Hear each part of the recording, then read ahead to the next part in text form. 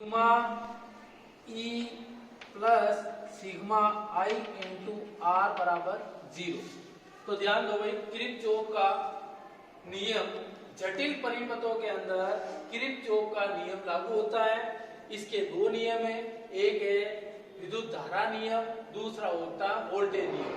विद्युत धारा नियम को आवेश नियम या बिंदु नियम भी बोलते हैं और वोल्टेज नियम को मेष नियम भी बोलते हैं। तो इसकी परिभाषा देखें तो किसी बंद डीसी परिपथ में संगम बिंदु नोड पर विद्युत धाराओं का बीजगणितीय योग शून्य होता है। सिग्मा आई बराबर क्या होता है? 0 होता है।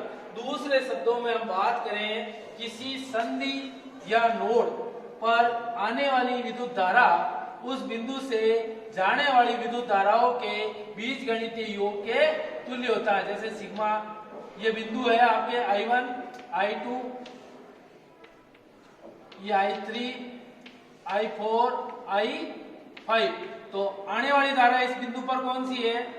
I1 plus I2।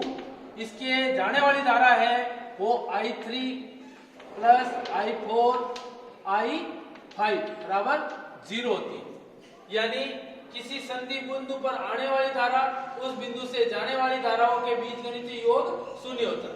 दूसरे शब्दों में वोल्टेज नियम कहता है किसी बंद परिपथ में आरोपित विद्युत वाहक बल का बीजगणितीय योग परिपथ के घटकों में हुए वोल्टेज ड्रॉप के बीजगणितीय योग के तुल्य होता है। यानी सिग्मा ई बराबर सिग्मा आई इंटू आर। जितना आपने वोल्टेज दिया, जिन रेजिस्टेंस के अंदर वोल्टेज ड्रॉप हुआ, जैसे मान लो एक बात करें हम रेजिस्टेंस की 1, 2, 3, तो इस प्रकार का जो परिपथ है, जैसे मान लो यहां से मैंने एक वोल्टेज दिया E या V, ठीक है, और इन तीन सब पे जो वोल्टेज ड्रॉप हुआ, इन सब का योग इसके बराबर होगा। इसलिए sigma E plus sigma I into R बराबर क्या होता है? 0। तो वापस सुन लो, किरचॉफ के दो नियम हैं जटिल परिपथों के अंदर इसका उपयोग किया। किसी बंद परिपथ में संधि बिंदु पर धाराओं का बीजगणितीय योग 0 होता है।